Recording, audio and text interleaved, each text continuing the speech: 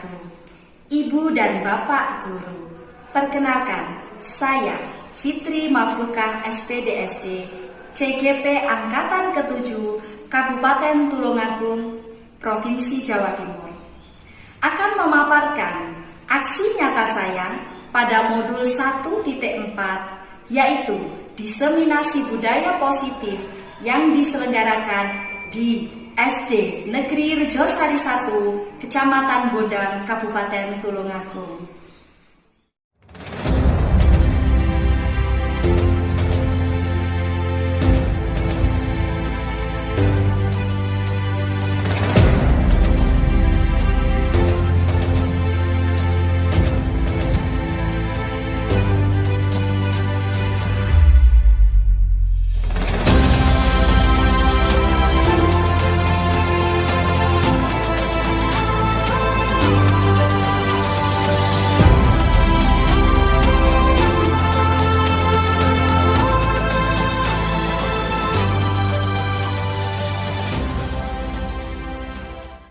Assalamualaikum warahmatullahi wabarakatuh. Yang terhormat Bapak Marti MPD selaku Kepala Sekolah SDN 1 Rejosari. Yang terhormat dan saya banggakan Bapak Ibu Guru Pengasuh SDN Rejosari. Pertama-tama, marilah kita panjatkan puji syukur kehadirat Allah Subhanahu wa Ta'ala, karena atas ridhonya lah kita pada siang hari ini bisa berkumpul dalam keadaan sehat walafiat. Selawat serta salam tercurah untuk Nabi Muhammad SAW, karena atas ridhonya semoga kita mendapat syafaat nanti di yaumil akhir. Amin ya rabbal alamin.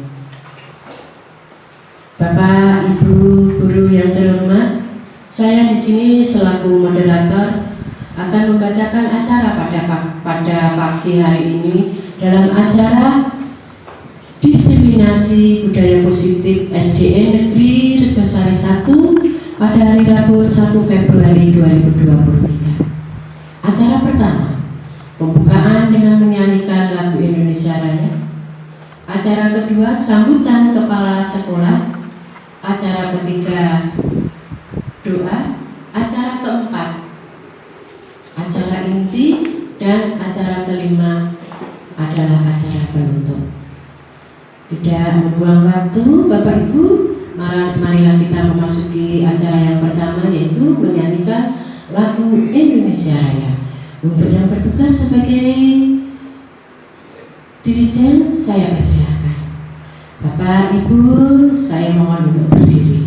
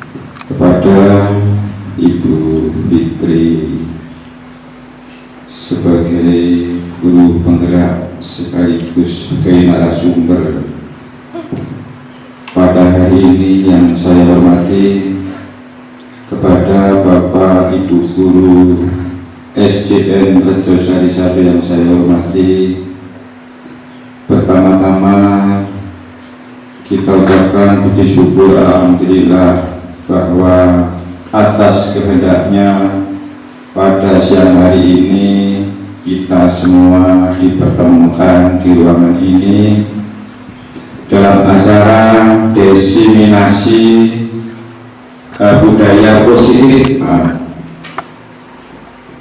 Yang kedua, salawat dan salam tidak lupa semoga senantiasa tetap tercurahkan kepada junjungan kita Nabi Agung Nabi Muhammad SAW yang akan selalu kita nantikan syafaatnya nanti di yaumul kiamah. Selanjutnya pada hari ini sesuai acara yaitu diseminasi, saya akan menyampaikan beberapa hal. Diseminasi ini merupakan penyebarluasan informasi positif yang berguna dan bermanfaat bagi kita semua, khususnya hari ini bagi lembaga kita tercinta SDN Rejosari 1.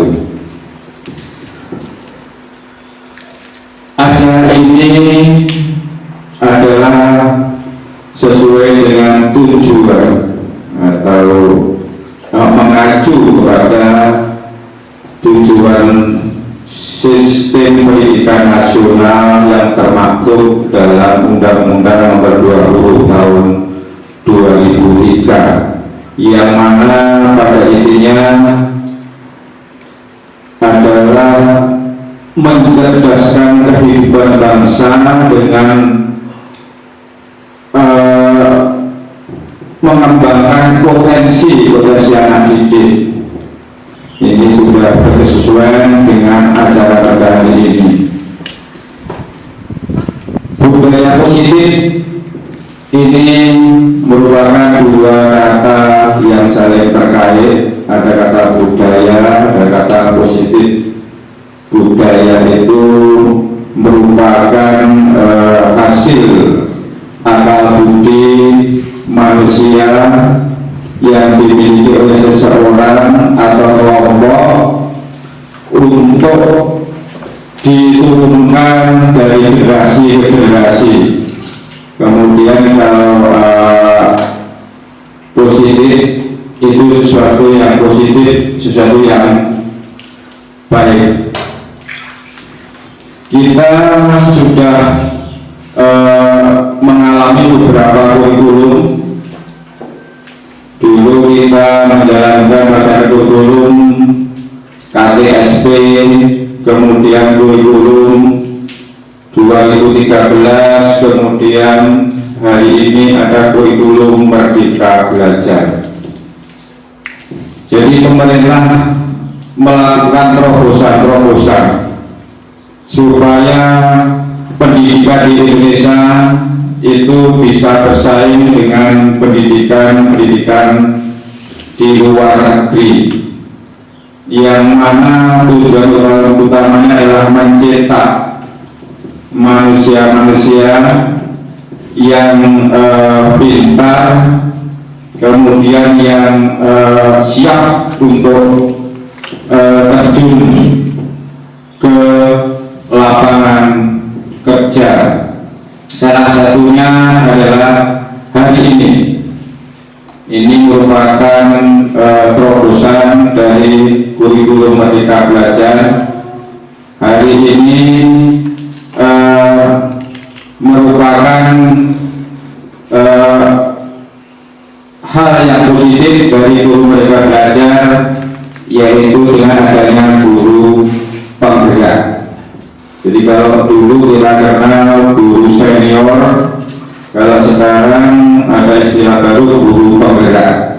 Jadi bukan dilihat dari umurnya yang tua, tapi dilihat dari kepedulian seorang guru dalam bidang pendidikan. Sesuai acara hari ini, yaitu diseminasi budaya positif. Selama ini sebenarnya kita sudah menjalankan budaya-budaya positif di sekolah kita. Misalnya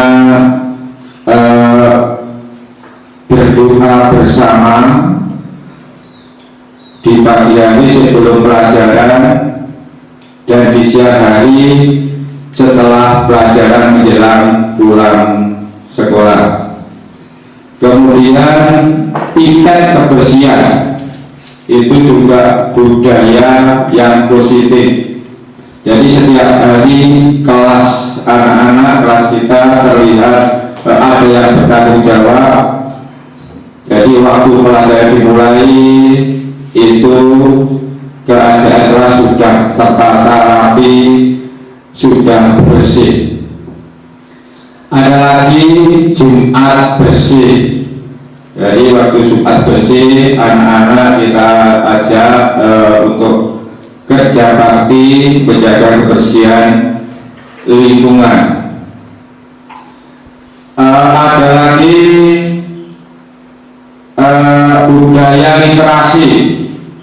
Ini yang sudah berjalan dan harus kita tingkatkan supaya anak-anak itu rajin membaca buku. Ada bahasa membaca adalah jendela dunia. Jadi apapun yang dibaca di perpustakaan tentunya akan menambah pengetahuan anak-anak didik kita. Ada lagi di masa-masa akhir ini budaya penerapan protokol kesehatan. Kita ajak bersama guru beserta anak-anak untuk menerapkan protokol kesehatan dan dengan memakai masker, dengan membasuh tangan dengan hand sanitizer, kemudian dengan sering membasuh tangan dengan air yang mengalir. Itu semua adalah budaya-budaya positif yang sudah kita laksanakan. Kenapa perlu itu kita ingatkan? Karena selama ini sudah kita laksanakan, tapi perlu rutinitas dan perlu keseriusan supaya lingkungan sekolah, supaya anak-anak, supaya guru menjadi sehat semua. Kita ketahui kalau sudah sehat, kita siap melakukan semua kegiatan pembelajaran. Tidak salah atau tidak kurang, saya ingatkan lagi, kalau kita sudah menyuruh anak-anak, tentunya Bapak Ibu guru juga harus memberi tauladan supaya apa yang kita rencanakan, apa program sekolah, apa visi misi sekolah bisa kita capai bersama-sama dengan baik. Saya kira hanya itu yang saya sampaikan, dengan harapan mudah-mudahan dengan adanya guru penggerak ini kepada Bu Fitri, mudah-mudahan sekolah kita lebih berprestasi, lebih berbudaya. Dari saya cukup sekian, ada kekurangannya mohon maaf yang sebesar-besarnya. Wassalamualaikum warahmatullahi wabarakatuh. Kepada Bapak Mati MPD, kami ucapkan terima kasih. Demikian tadi Bapak Ibu sambutan dari Kepala Sekolah SDN Negeri Regsosari 1. Acara selanjutnya adalah doa yang akan disampaikan oleh Bapak Ahmad Fakih Mubarak SPDI. Saya persilakan.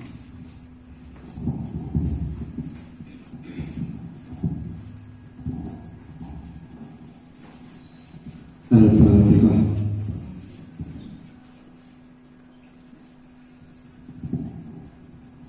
Allahumma shalli ala sayyidina Muhammad wa ala ali sayyidina Muhammad. Bismillahirrahmanirrahim.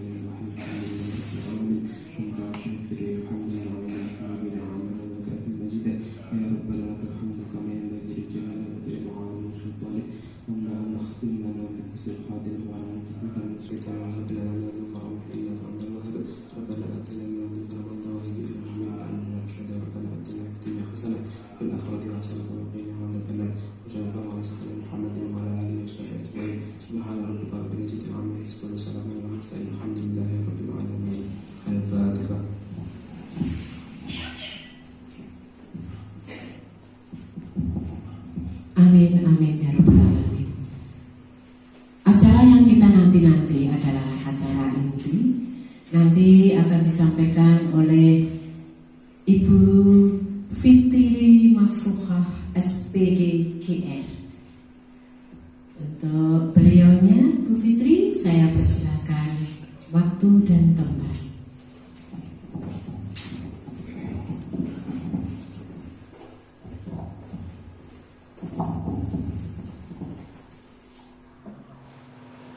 Bapak Ibu, sesuai dengan judulnya diseminasi budaya positif, yang akan saya sampaikan ini memiliki beberapa tujuan.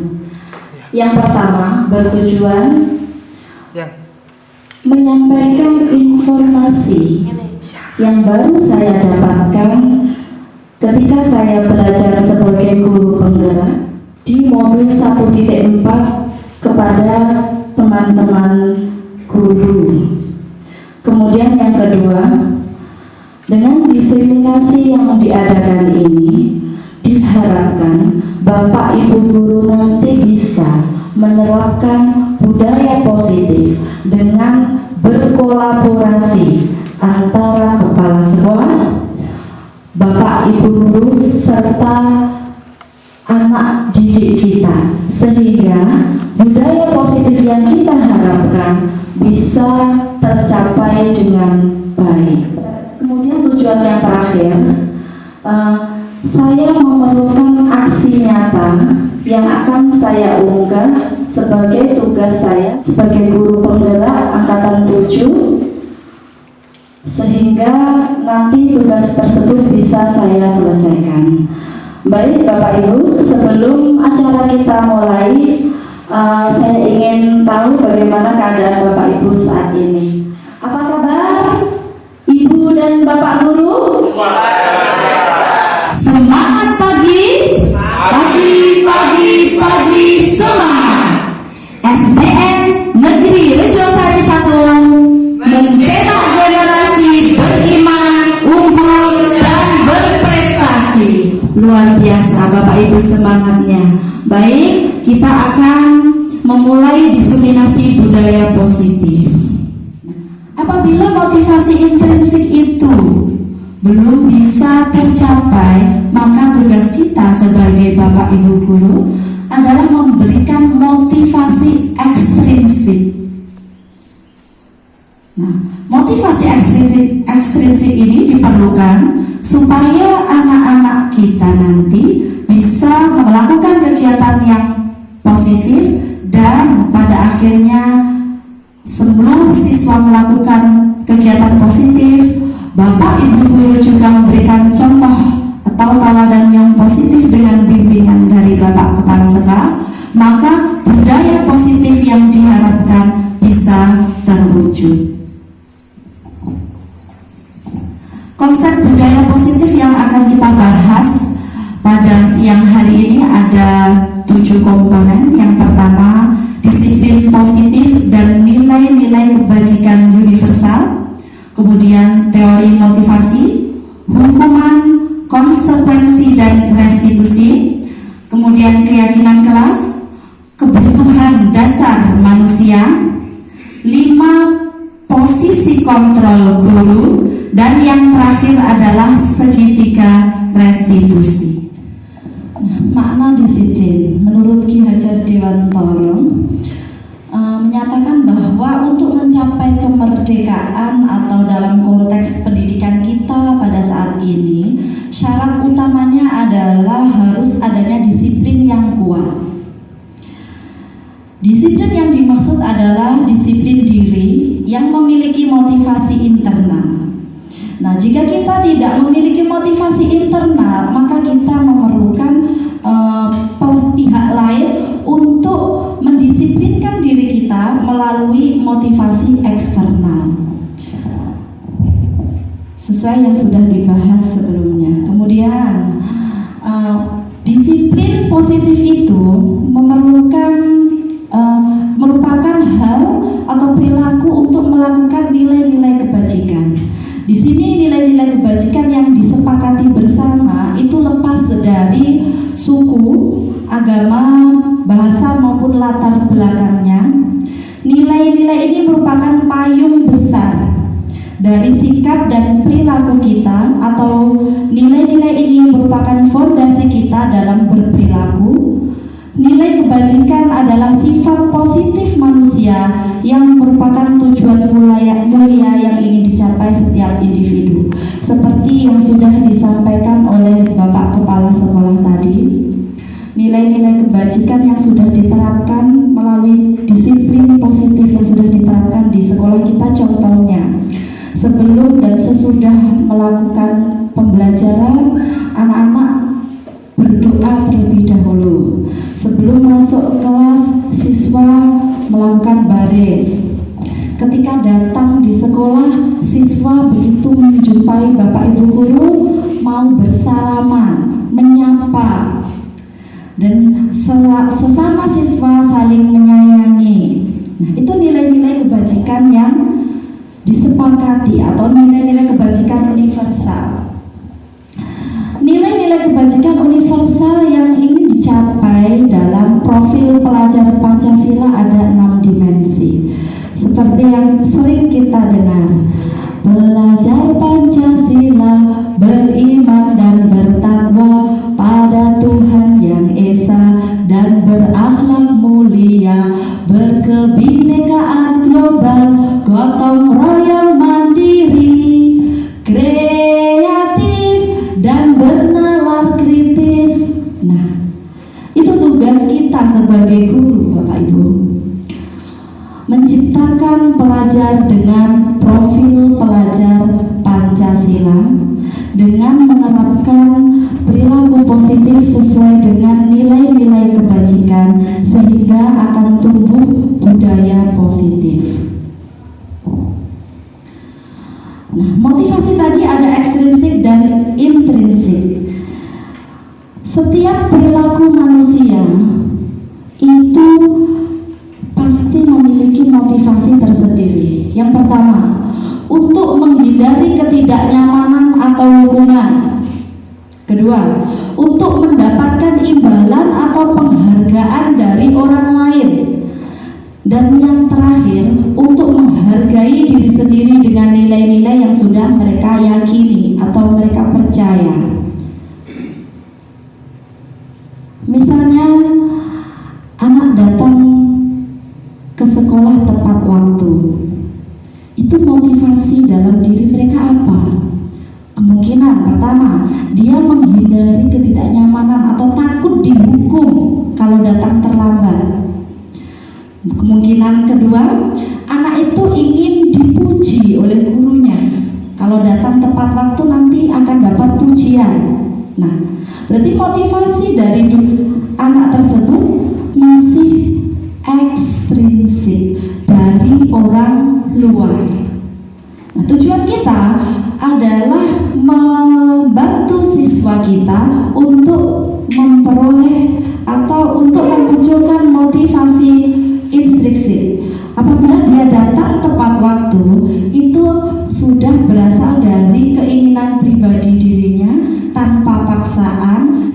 Nah, coba Bapak Ibu kita melaksanakan sebuah percobaan.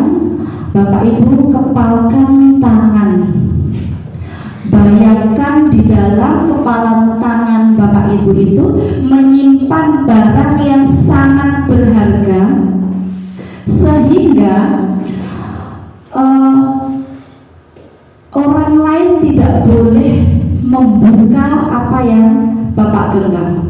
Ibu genggam. Meskipun nanti ada rekan sesama rekan ya, nanti percobaan rekannya kita itu mencoba dengan segala cara akan membuka genggaman tangan kita, boleh sampai membujuk, menghardik, mengintimidasi, memarahi, menggoda, bahkan menggelitik atau menawari uang mungkin ya. Mari kita coba Bapak Ibu dengan teman belakangnya saja.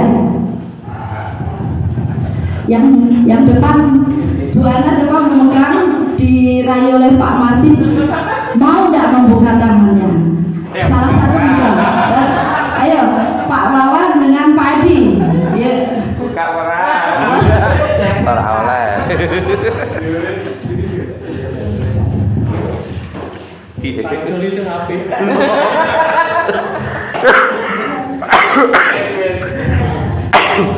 Nah, apakah Bapak Ibu yang mengepalkan tangan itu membuka tangan? Tidak. Nah, kira-kira apa yang menyebabkan tidak membuka tangan? Ini karena yang saya kembali sangat berharga. Berharga, ya. Nah, berarti sesungguhnya siapa yang memegang kontrol untuk membuka atau menutup tangan? Diri kita atau orang lain? Diri kita sendiri. Diri kita sendiri. Itu sama dengan motivasi intrinsik tadi, berasal dari diri sendiri. Sekarang mari kita renungkan Bapak Ibu. Sebagai seorang guru, kita hadir mengajar di kelas tepat waktu. Sebenarnya motivasi apa yang mendasari tindakan kita? Apakah kita datang tepat waktu karena tidak ingin ditegur oleh Bapak Marti? Nah, apakah kita datang tepat waktu karena kita tidak ingin mendapatkan surat peringatan atau menghindari ketidaknyamanan atau hukuman dari Bapak Marti? Nah, apakah kita hanya ingin mendapatkan pujian? Nanti kalau datang tepat waktu, Pak Marti akan memuji kita. Kemudian apakah kita datang tepat waktu itu karena kita sudah percaya dengan tindakan tersebut, ingin dicontoh murid, sehingga kita menghargai nilai-nilai diri kita sendiri? Nah, manakah motivasi yang kuat yang mempengaruhi kita melakukan tindakan tersebut? Mari kita renungkan, hanya Bapak, Ibu, dan Tuhan yang tahu. Selanjutnya, untuk mewujudkan motivasi intrinsik, ada caranya Bapak Ibu. Di awal, saat ini kita berada di bulan Februari, masih awal semester 1. Keyakinan kelas bisa kita terapkan di kelas kita masing-masing dengan cara, kalau peraturan itu kita yang buat, anak-anak tinggal melaksanakan. Berbeda dengan keyakinan kelas.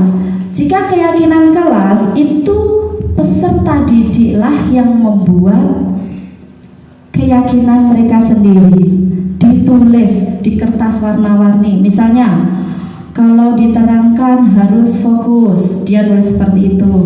Ada yang menulis tidak boleh mengejek nama orang tua, memakai seragam lengkap, datang tepat waktu. Nah, itu muncul dari diri masing-masing peserta didik. Kemudian nanti ditempelkan di dalam satu kertas folio besar yang berwarna-warni yang menarik, ditempel di masing-masing kelas.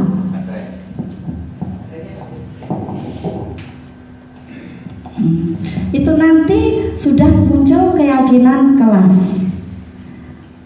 Bapak Ibu siap melaksanakan? Insya Allah. Nah, keyakinan kelas itu nanti akan berhubungan dengan konsekuensi. Kita sekarang kan belajar tentang hukuman dan konsekuensi. Bapak Ibu tentunya sudah sangat memahami apa itu hukuman. Hukuman itu bersifat satu arah. Ya, tidak ada sepakatan antara yang dihukum dan yang menghukum. Peraturan itu muncul dari gurunya dan sifatnya menyakitkan, bisa membuat peserta didik sakit hati, kecewa, bahkan bisa dendam sampai kapanpun. Keyakinan kelas, konsekuensi merupakan tanggung jawab atas perbuatan yang dilakukan atau diberikan sesuai dengan pembetulan pada perbuatan yang keliru, tidak di luar perbuatan tersebut. Misalnya hukuman, anak datang terlambat, langsung dimarahi, disuruh keluar kelas, lari keliling lapangan. Nah, itu termasuk hukuman. Tidak ada hubungannya dengan yang dia perbuat. Dia rugi 2 kali. Sudah datang terlambat, tidak boleh masuk kelas, dia kehilangan jam pelajarannya semakin banyak. Kalau konsekuensi, contohnya, ketika anak datang terlambat, konsekuensinya adalah dia nanti waktu di jam istirahat ada waktu 5 atau 10 menit dia melanjutkan pelajarannya. Jadi tidak istirahat bersama dengan teman-temannya. Mari kita berlatih. Berlari keliling lapangan karena tidak memakai masker. Itu hukuman atau konsekuensi, Bapak Ibu? Hukuman. Oke. Membersihkan coretan yang siswa buat di mejanya. Hukuman apa konsekuensi? Konsekuensi. Berdiri di depan kelas karena dia tidak bisa menjawab pertanyaan. Itu termasuk hukuman apa konsekuensi? Termasuk hukuman. Menggantikan kertas teman yang dicoret. Konsekuensi. Kita cek bersama. Nah, betul. Sudah betul Bapak Ibu. Berlari mengelilingi lapangan merupakan hukuman. Membersihkan coretan, konsekuensi. Berdiri di depan kelas karena tidak bisa menjawab pertanyaan, termasuk hukuman. Dengan menyuruh siswa berdiri di depan kelas, itu membuat dia tidak percaya diri, sedih, bahkan dendam kepada kita. Nah, yang terakhir adalah restitusi. Ini yang diharapkan.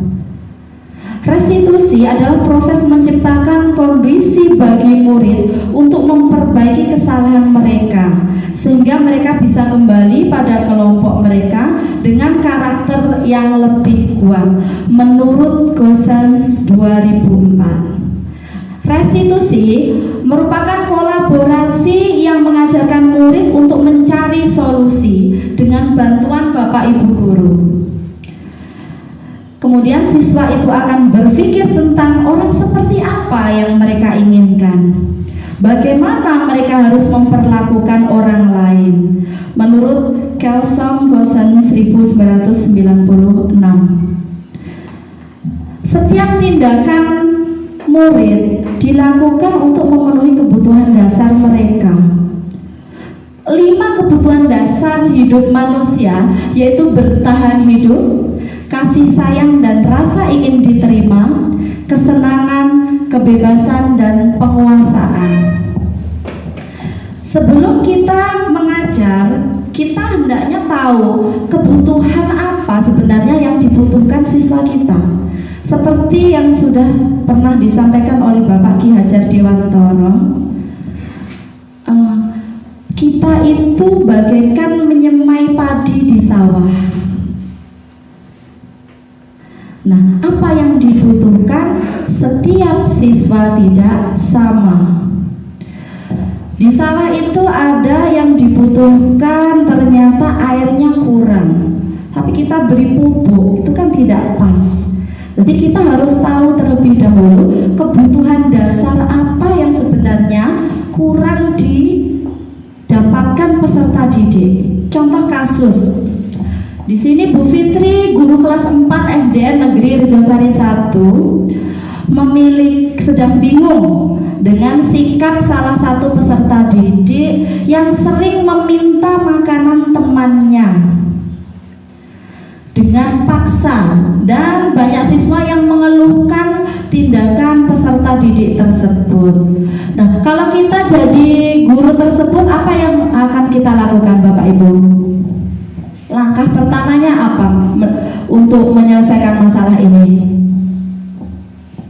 Mengambil siswa yang memaksa temannya tadi. Memanggil siswa yang maksa tadi, yang mengambil makanan dengan paksa, kemudian menanyai, ya kan? Nah, baru kita akan tahu kemungkinan 5 jawaban dari siswa ini. Yang pertama, karena ternyata dia lapar, ya.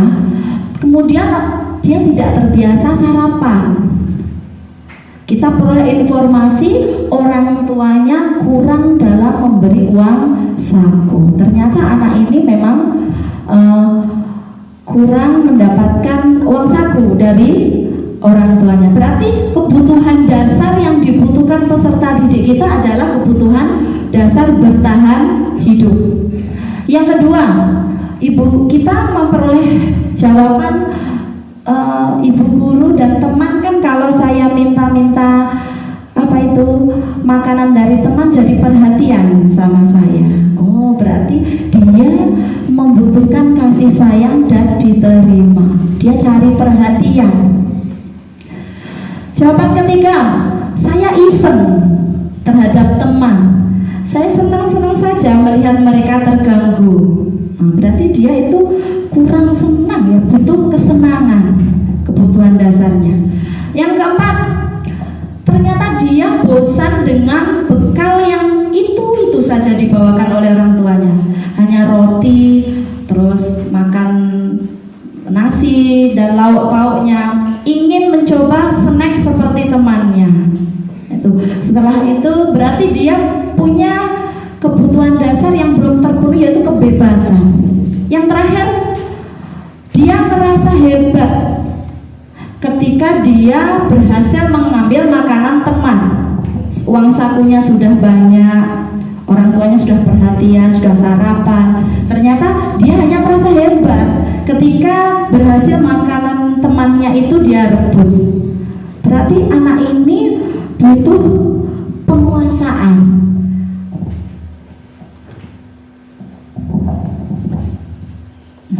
Untuk menghadapi hal tersebut, ada 5 posisi kontrol guru.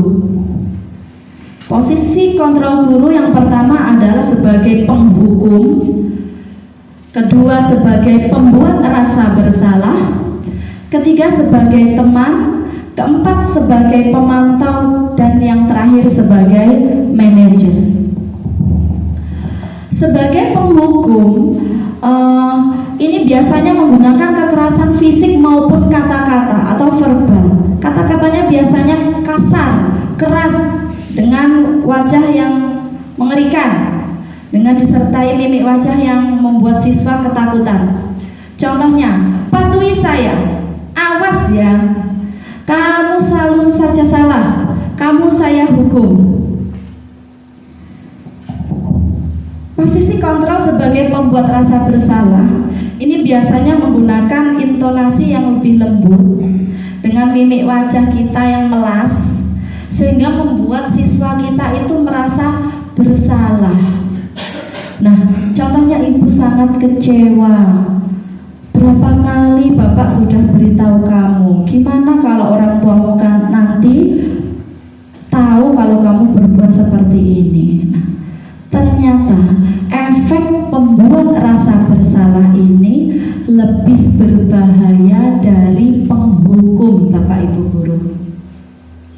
Tadi penghukum anak bisa dendam, ya, bisa tidak percaya diri, sedih dengan apa yang didapatkan dari gurunya.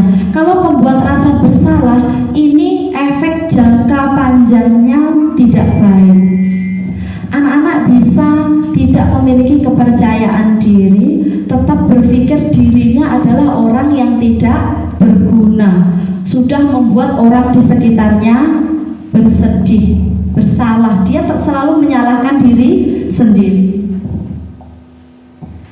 Jadi posisi kontrol guru sebagai penghukum dan pembuat rasa bersalah ini harus kita hindari.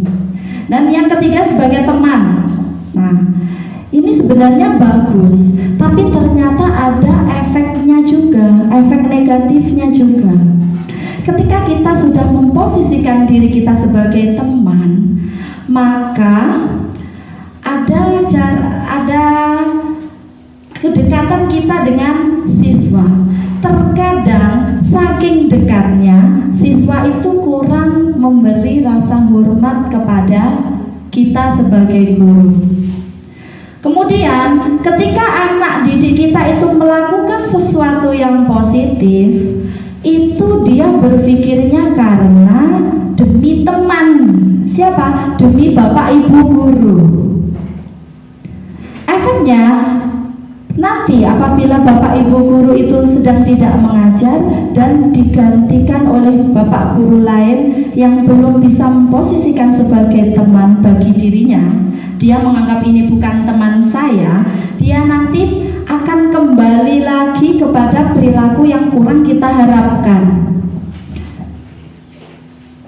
Kemudian posisi kontrol sebagai pemantau. Nah, sebagai pemantau biasanya ada hal yang diajukan seperti misalnya anak didik kita melakukan kesalahan, kita bertanya, peraturannya apa? Apa yang telah kamu lakukan? Nah, konsekuensinya apa kalau kamu sudah melakukan kesalahan itu? Nah, seorang pemantau sangat mengandalkan perhitungan atau catatan. Nah, kita punya catatan. Anak ini tanggal sekian seperti bimbingan konseling yang sering kita lakukan itu, Ibu. Sebagai bukti perilaku seseorang peserta didik kita. Dan yang terakhir adalah posisi manajer. Ini yang diharapkan. Mari kita semua belajar menjadi manajer dalam menghadapi persoalan peserta didik kita. Manajer artinya posisi tertinggi di mana guru berbuat sesuatu bersama dengan murid. Ketika murid melakukan kesalahan, guru mempersilahkan murid untuk mempertanggungjawabkan perilakunya, mendukung murid agar menemukan solusi untuk mengatasi masalahnya sendiri. Biasanya berkata, apa rencana kamu untuk memperbaiki ini? Jika kamu memperbaiki ini, tunjukkan apa yang bisa kamu lakukan. Posisi kontrol manajer itulah yang menjadi dasar kita untuk melaksanakan segitiga restitusi. Pertama, menstabilkan identitas. Kedua, validasi tindakan yang salah. Yang terakhir, menanyakan keyakinan. Menstabilkan identitas merupakan teori kontrol bahwa kita semua itu akan melakukan hal yang terbaik bagi diri kita. Validasi, semua perilaku pasti memiliki alasan. Jadi kita memvalidasi dulu tindakan yang salah, menanyakan apa sebenarnya alasan kamu melakukan kesalahan. Yang terakhir, menanyakan keyakinan. Menurut dirimu nilai-nilai kebajikan apa yang sudah kamu langgar?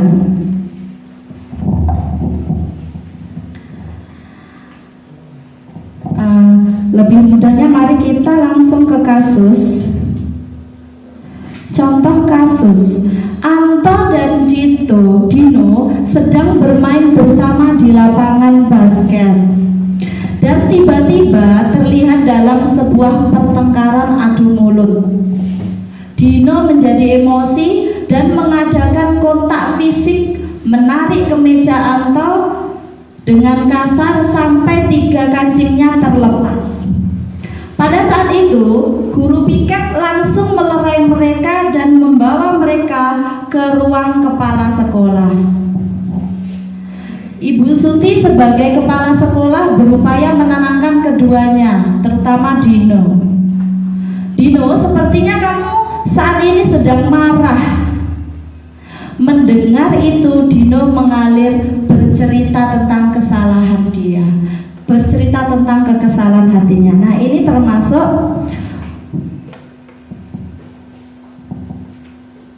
menanyakan atau menstabilkan identitas dia.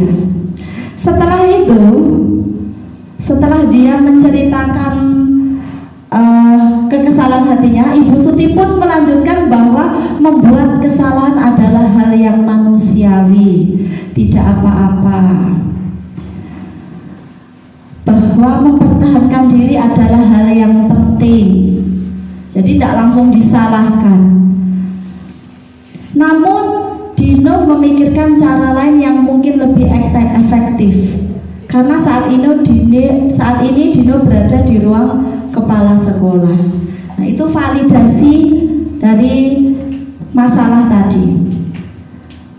Kita pertamanya mendukung apa yang dia lakukan, tetapi iya, kamu memang semua orang pasti punya rasa marah, tidak apa-apa.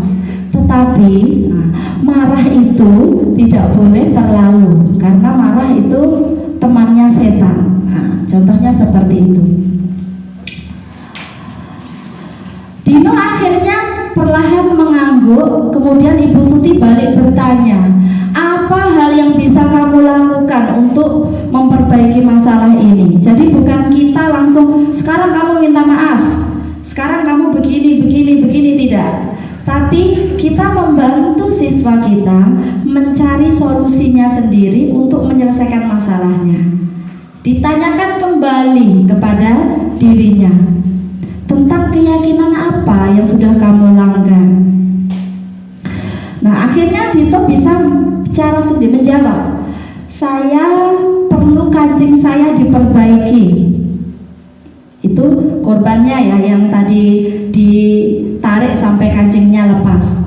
Oh, itu yang kamu inginkan. Nah, ibu saya pasti marah kalau melihat kancing baju saya copot 3. Oke, sekarang ganti tanya kepada Anto. Anto, Dino ingin kancingnya kembali seperti semula.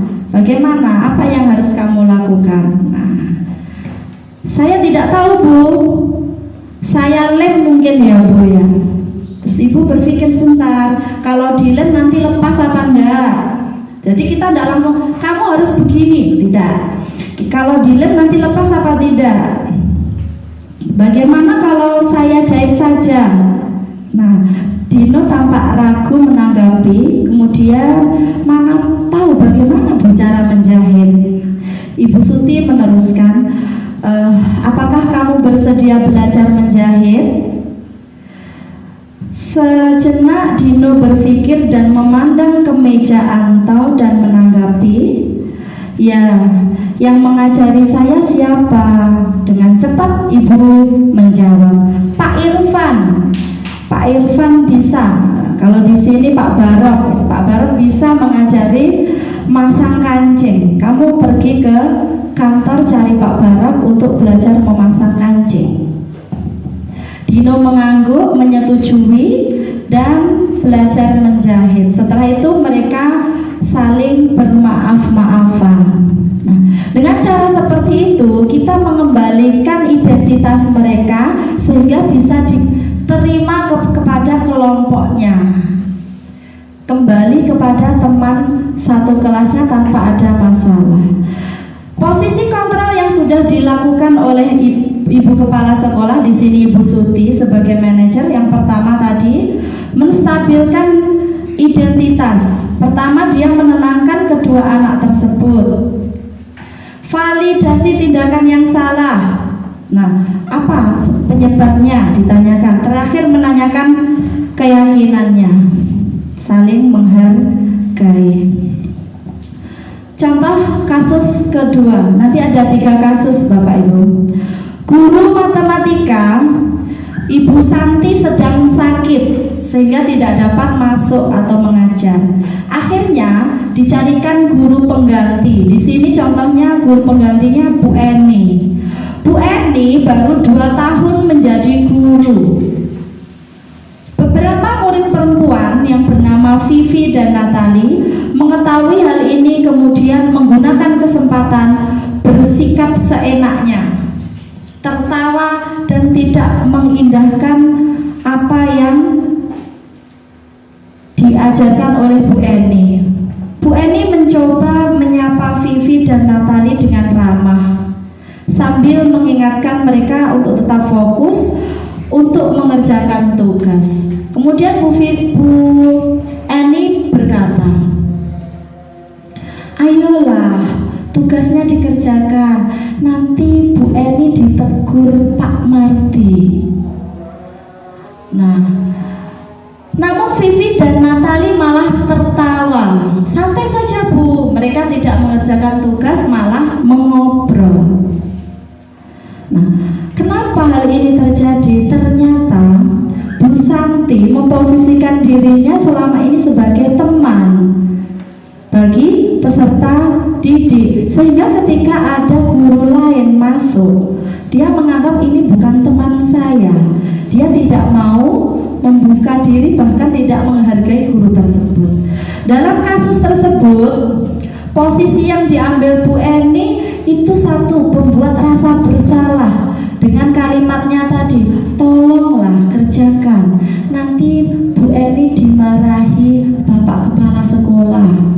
Itu membuat anak merasa bersalah. Ternyata hal itu tidak berhasil. Anak-anak tetap tidak mau mengerjakan tugas tersebut. Bu Eni juga memposisikan dirinya sebagai teman ketika dia mencoba menyapa Vivi dan Natali dengan ramah. Dalam kasus tersebut, langkah segitiga restitusi untuk menyelesaikan masalah anak yang tidak mau mendengarkan guru ketika mengajar guru lain. Yang pertama, Bu Santi sebagai guru wali kelas memastikan dulu kebenaran laporan yang disampaikan Bu Eni. Kemudian Bu Santi menanyakan apakah mereka bersedia memperbaiki masalah, tanya kepada siswanya. Yang ketiga, Bu Santi menanyakan apakah sikap mereka sudah sesuai dengan keyakinan kelas yang sudah dia buat. Yang terakhir, Bu Santi memberikan pertanyaan pemantik tentang gagasan apa, rencana apa yang akan kamu buat untuk memperbaiki masalah itu. Nanti akan muncul sekali berbagai macam jawaban. Mungkin dia akan, oh minta maaf, atau bagaimana. Itu nanti muncul dari siswa-siswi kita. Yang terakhir, ini contoh kasus terakhir. Sabrina hari itu bangun terlambat. Dia buru-buru datang ke sekolah sehingga dia sampai di gerbang sekolah sudah terlambat, tidak menggunakan sepatu hitam seperti yang sudah tertera pada peraturan sekolah. Di depan pintu kelas, Pak Lukman memperhatikan sepatu Sabrina yang berwarna coklat. Sabrina sudah berusaha menjelaskan bahwa dia terburu-buru, dia menyadari bahwa dia sudah melakukan kesalahan, sudah menggunakan sepatu yang tidak sesuai dengan warna yang sudah ada dalam peraturan sekolah.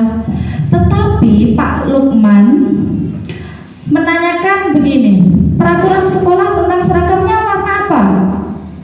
Sabrina menjawab, saya sudah tahu Pak, saya harus memakai warna hitam, tetapi saya terburu-buru dan salah mengenakan sepatu. Selain itu saya tidak mungkin kembali pulang karena rumah saya jauh. Nah, sudah mendapatkan penjelasan seperti itu, Pak Lukman bersikeras pada peraturan yang berlaku dan mengatakan, kamu sudah melanggar peraturan sekolah, kamu salah, kamu juga sudah terlambat. Sudah terlambat, salah pakai warna sepatu yang berbeda.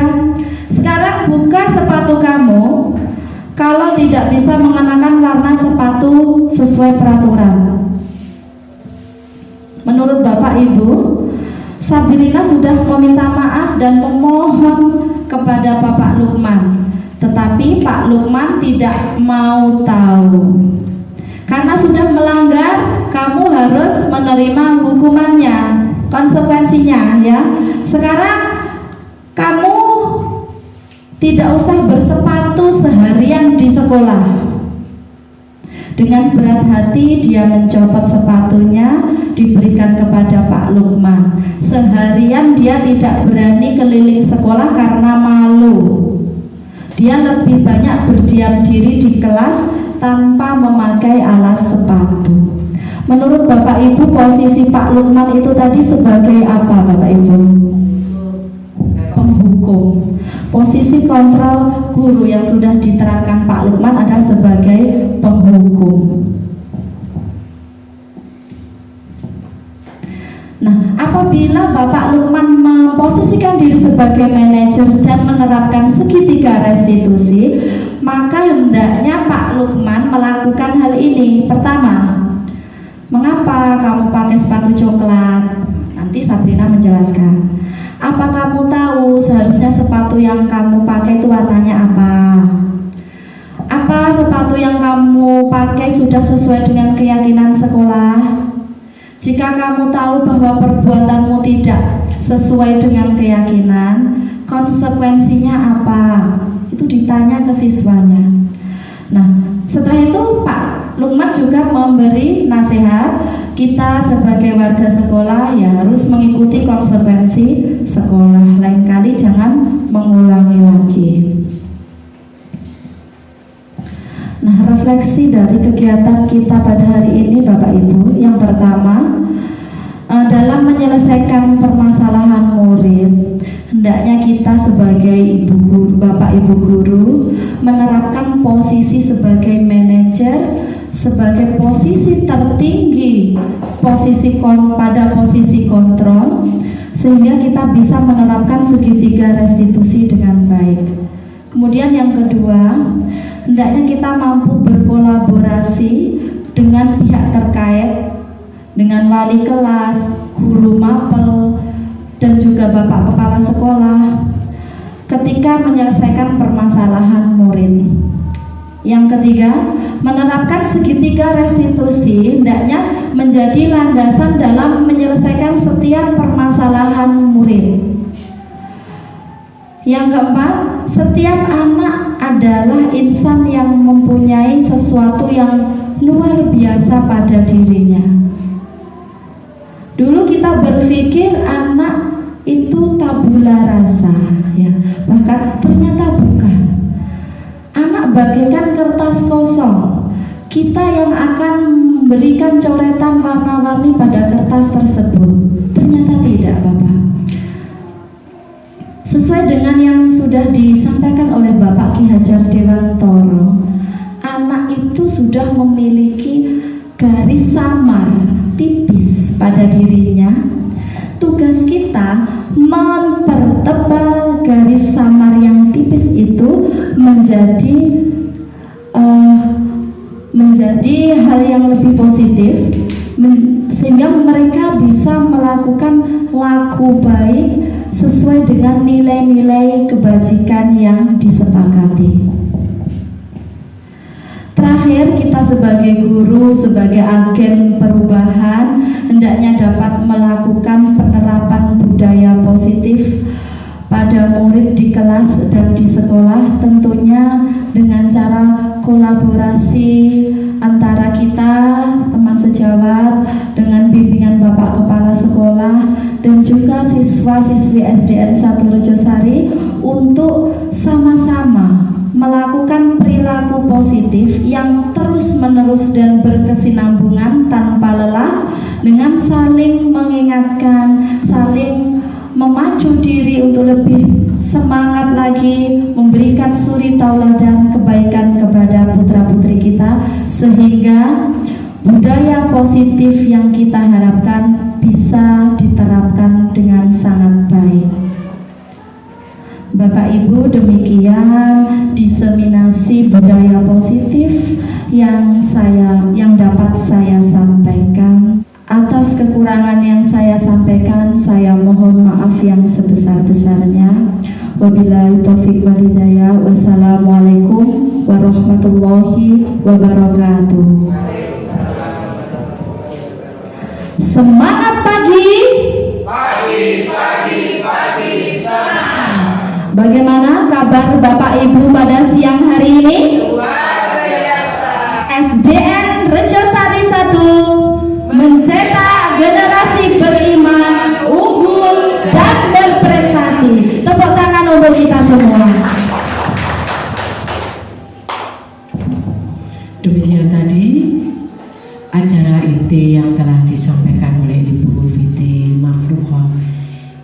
SPD GR, kami ucapkan terima kasih Ibu. Bapak Ibu yang saya hormati, acara demi acara sudah kita lalui. Acara selanjutnya adalah acara penutup. Sebelum acara ini ditutup, saya selaku moderator mengucapkan terima kasih banyak atas perhatian Bapak Ibu dan mohon maaf jika ada salah-salah kata. Terima kasih. Acara penutup, marilah kita membaca Alhamdulillahirabbil